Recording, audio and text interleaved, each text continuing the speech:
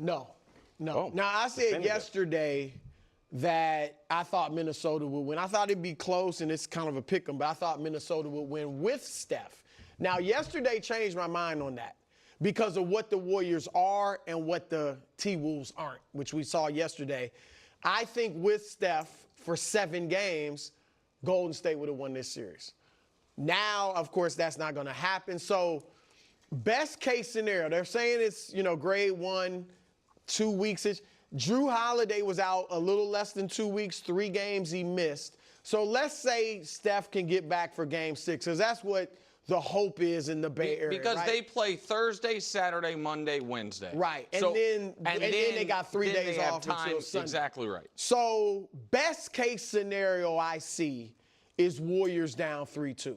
Yeah. I think they'd be doing great if they could get there down 3-2. Now, if they're somehow up 3-2, they're going to win it if Steph comes back, because obviously the T-Wolves are showing you, would be showing you they're not ready.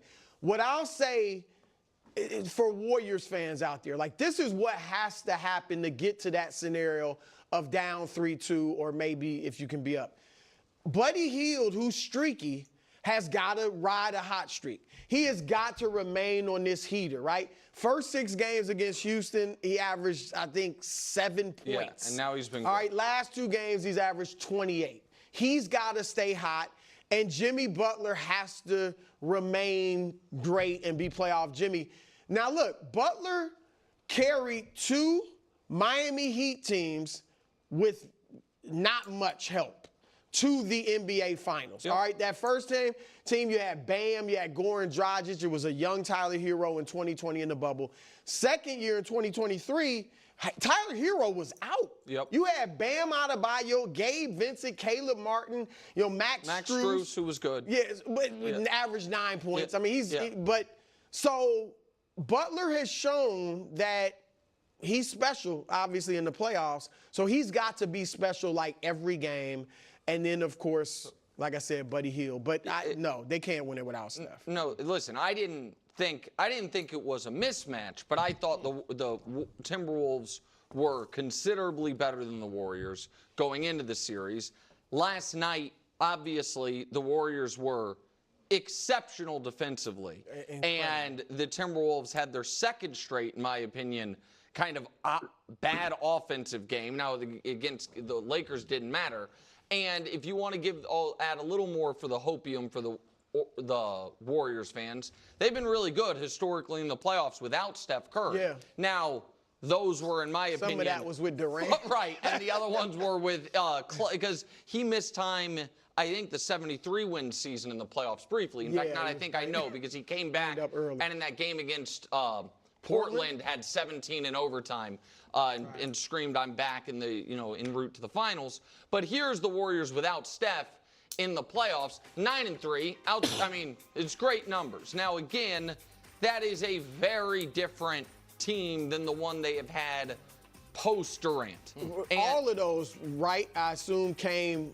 Every single one of those. One of the hot, right. Every single one of those came before before this last iteration. I also want to say one thing nice about the only polarizing member of the dynasty for Warriors fans, the head coach.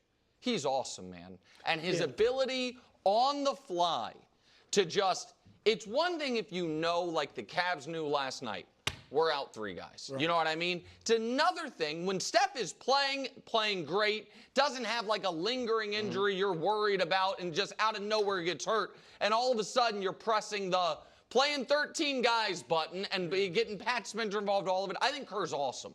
And I think the Warriors fans that try to convince themselves they'd have 7 titles without Kerr instead of maybe only 2 without Kerr, I think are out of their mind. I think he is a legendary coach. Yeah, I quickly about that. It is an asinine argument to say Steve Kerr's not a fantastic coach. All-time great. He's not perfect. Nobody's perfect. We can point to Phil Jackson, Greg Popovich, Larry Brown, anybody who's made mistakes. But to act like he's not great is ridiculous. Yeah. That's what I always put. That's why, I made multiple videos recently talking about how amazing Steve Kerr is. So glad to see them finally, saying that firmly. And it's so perfect that the Timberwolves played the Lakers. And you saw JJ Redick not go to his bench, and you saw them fumble, and you even saw the Timberwolves not even play particularly great, and still, in certain games, and still win, right? Still come away with the win. And everyone kept saying, at this table, that it was way more impressive to see the Timberwolves beat the Lakers and then the Warriors beating the Rockets. And I gave massive pushback. I was like, that's ridiculous. That's insane. How could you say that? Doesn't make any sense. This proved it. I mean, this proved it. And it's funny because if you believe that to be the case, that it was more impressive that the Timberwolves beat the Lakers, then it's all the more wildly through the roof impressive that the Warriors then just beat the Timberwolves with Steph Curry only playing like 13 minutes. And Steve Kerr having to go to everyone but two guys two guys on that bench. I mean, just an absolute masterclass. A brilliant performance of everyone stepping up. Everyone stepping up. And do you think that the Lakers would have won a single game with LeBron or Luka not playing? No. They couldn't win those games even when they went to the bench. Or when they didn't go to the bench. And here you have the Warriors truly showing strength in numbers, which was their slogan years ago. And that's what this was. And so, obviously losing Steph Curry is devastating. It's devastating. But when you've continued to be wrong throughout your evaluation process, I talked about this so much during last season for the NFL on my, on the football channel, JWL Sports. And it really drives me crazy that when you get proven wrong about a team, that you then remain so confident in your next prediction, right? It's like if I predicted that the Philadelphia Eagles were not going to make the playoffs. And I was like, I don't think the Philadelphia Eagles are going to be good. Jalen Hurts not good, et cetera, et cetera. And now they get to the playoffs, and I'm like, I was proven wrong. Totally wrong. They're the 2 seed. And I'm like, they can't win. They can't beat the Packers. And it's just but I was so wrong about the season. I didn't think they were even going to make the playoffs. How could I be so confident? And then now they get to the NFC Championship game, and I'm like, they're not going to win. And it's I thought that they weren't even going to make the playoffs, and now here they are in the NFC Championship game. Take a step back and be I've been getting this wrong. Now, again, it's a total fair take to have to be I don't think the Warriors can win without Curry, or that it's going to be, a big problem, because it's Steph Curry. Steph Curry is the Steph Curry. But to have such confidence that there's no chance that they can stay afloat here, that's the pushback that I give. And I think, to be fair, and listen, credit to especially Nick. He actually did give this team flowers, and Steve Kerr flowers, and talked about their defense, and didn't explain away the win, because he can't. This was wildly impressive on the road. Steph Curry goes down. He was about to put up 50 points. I mean, he could not miss. It was I was watching him in just awe.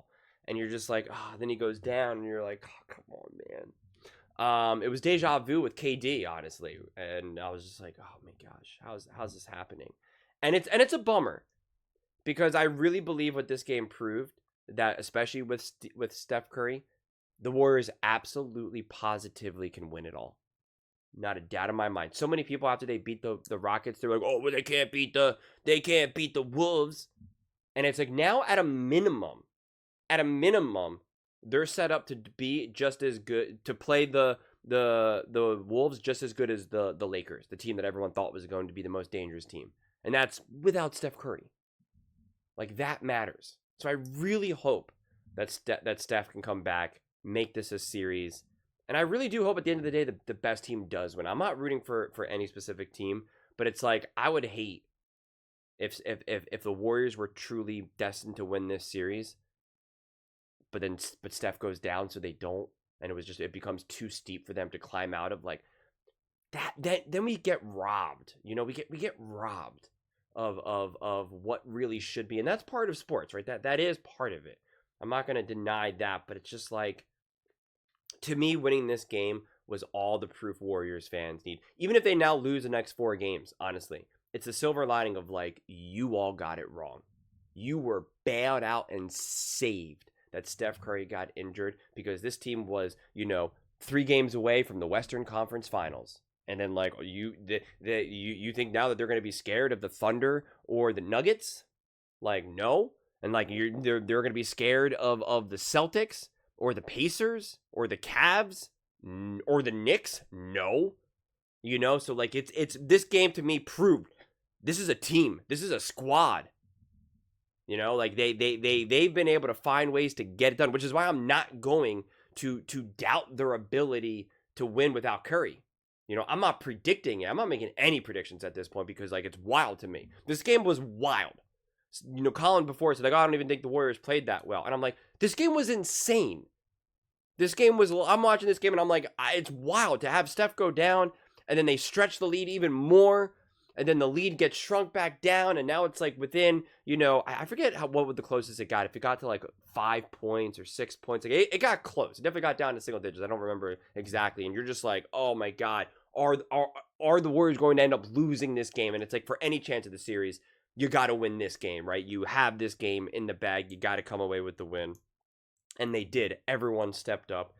It was an extraordinary game when you really think about it. I know when we look at great games, we're so, you know, obsessed with Steph Curry, a logo 3, you know, LeBron James block and Michael Jordan going for 50, like, you know, like all those type of games. And I get it.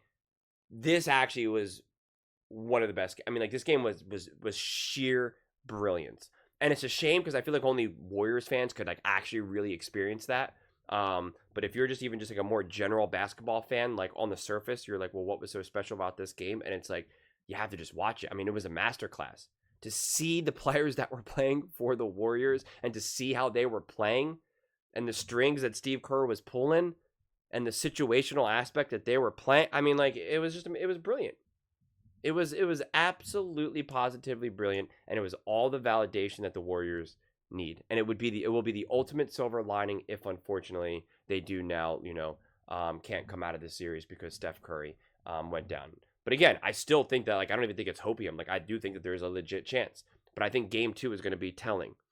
We've seen this, and I said this in my previous video. We've seen this so many times, right? Game 1 and game 2 end up being wildly, insanely different styles of play.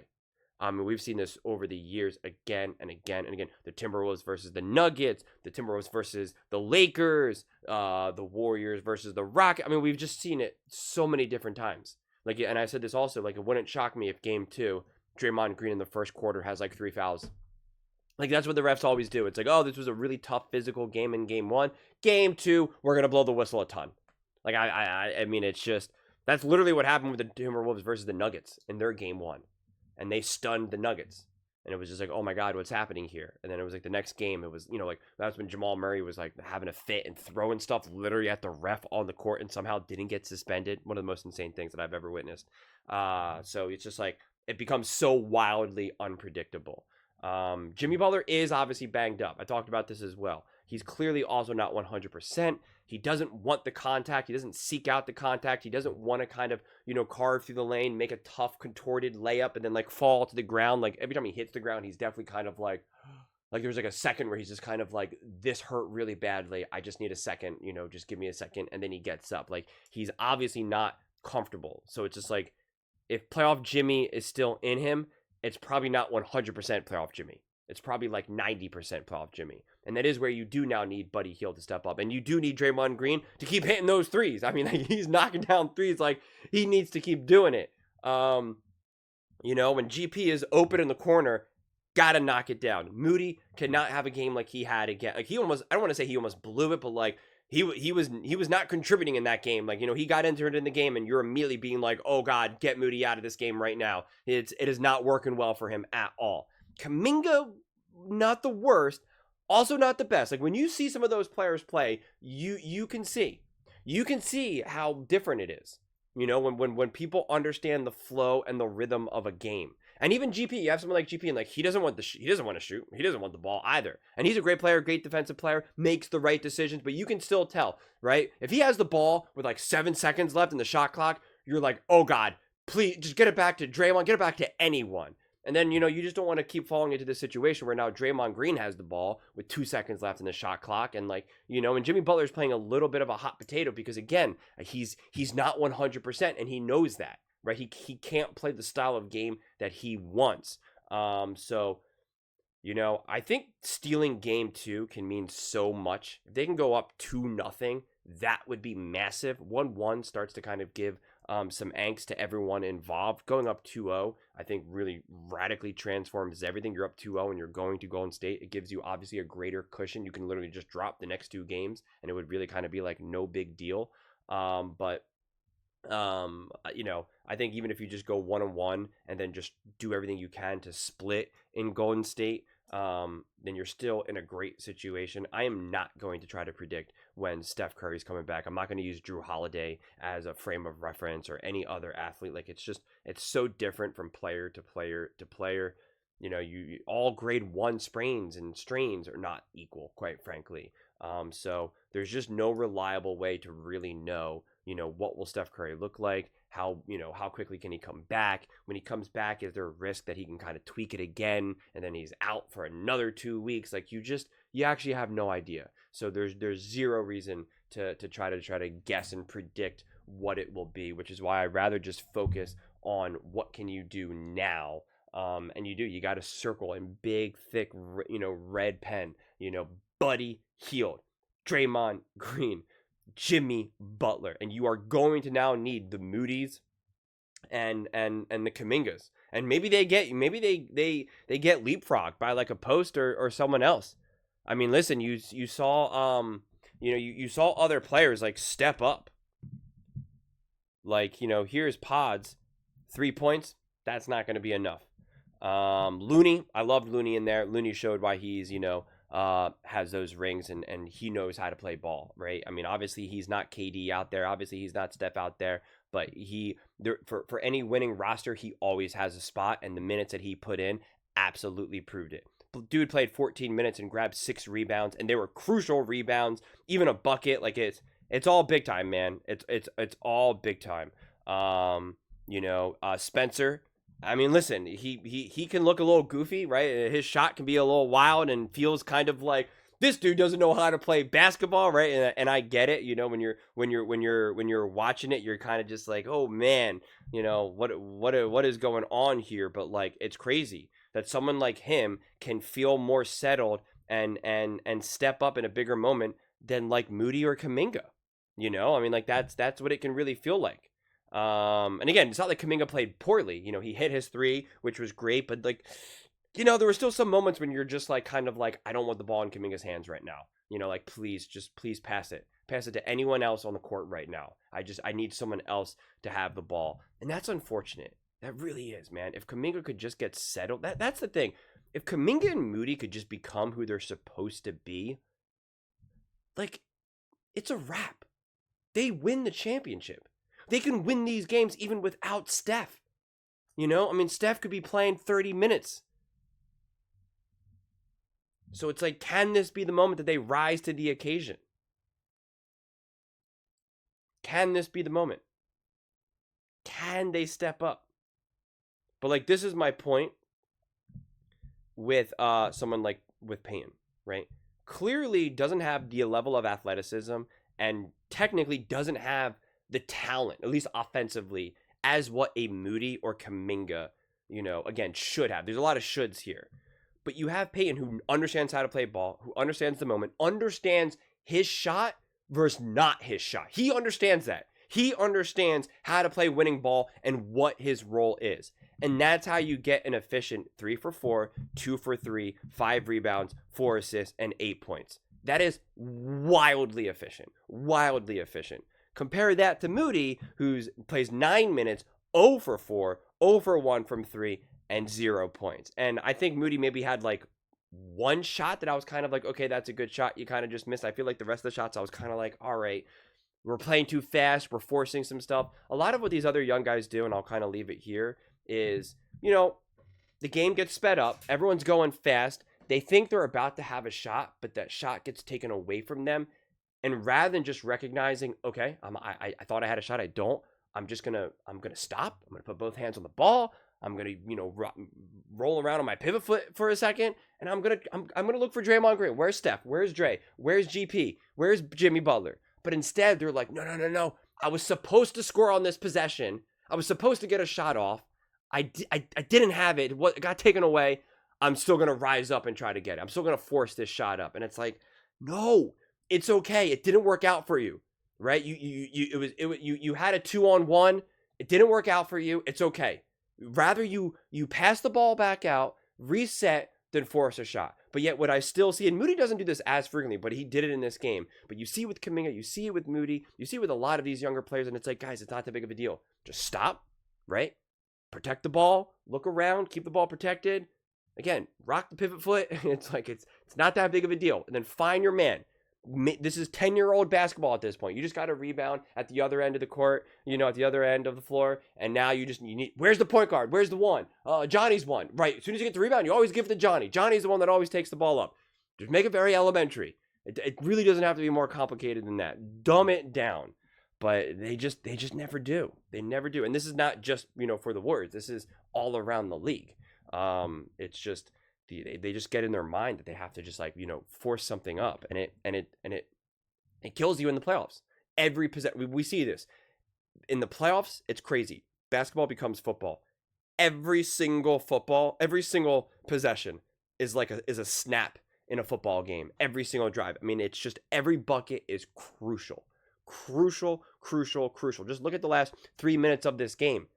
The Warriors absolutely could lose this game in the final 3 minutes, in the final 2 minutes of this game, and just like that, I mean, it just becomes so possession-based where you always have to make the right decision. If you make the right decision more often than not, it sounds silly to say you win these games. The rest is just up to the basketball gods as to whether the shots fall or not. But you lose these games not by missing the shots, but it's by oftentimes making the wrong decision. That's how the Warriors, outside of obviously Steph's, next level shooting and Draymond, et cetera, but it's making the right decision. That's how the Warriors have been able to sustain greatness. It's not just talent alone. It's really not. It's making the right decisions. You make the right decisions, you can pull off another win against Timberwolves or 2 or 3. Who knows? But those are just my thoughts. I'd absolutely love to hear yours. What do you guys all think about the Minnesota Timberwolves being in trouble and dropping game 1 by the Golden State Warriors? Can they win the series without Curry? Let me know in the comments below. I read every single comment, so whether you agree with me or disagree with me, either way, let's get in some discussions. Let's get in some fights. But ultimately, let's just have some fun. And please do consider subscribing. We are building an amazing community here, and I absolutely love to see you part of it. I want to build something that we all genuinely feel connected to. Something that we're really excited to be part of. I think we're well on our way to doing it. Please don't forget to give this video a thumbs up, as it really does help the visibility and the algorithm. Thank you so much. See you next time.